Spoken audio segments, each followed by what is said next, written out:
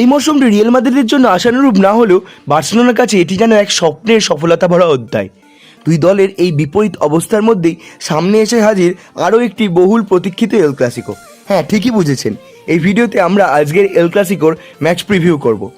Real মাদ্রিদের আক্রমণভাগে Mbappe, Vinicius, Rodrigo, এনরিকের মতো খেলোয়াড় থাকলেও অ্যানজেলোটি ও পাপা পেরেজের দল ইউরোপের ত্রাস হয়ে উঠতে পারেনি। আবার অ্যানজেলোটির অন্য ক্লাবে যাওয়ার গুঞ্জনও শোনা গেছে।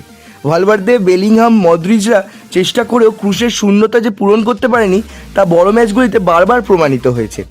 অন্যদিকে মেসি পরবর্তী সময়ে বার্সেলোনার জন্য এটি নিঃসন্দেহে সবচেয়ে সফল মরশুম। হ্যান্সি ফ্লিকের অধীনে রাফিনিয়া, মার্টিনেজদের ফর্মে ফেরা কিংবা ইয়ামাল, কুবার্সি, পেড্রিদের মতো তরুণদের উপর আস্থা রেখে বড় ম্যাচ জয়, সব ক্ষেত্রেই সফলতা এসেছে। চ্যাম্পিয়ন্স লিগের সেমিফাইনালে ইন্টার মিলানকে হারাতে না পারলেও বার্সার লড়াই সবার মন জয় করে নিয়েছে। এল ক্লাসিকো সবসময় ফুটবল সমর্থকদের জন্য বিশেষ আকর্ষণ। গত কয়েক মরশুমের চিত্র বদলে দিয়ে এই মরশুমের সব এল ক্লাসিকোতেই জয়ী হয়েছে বার্সা।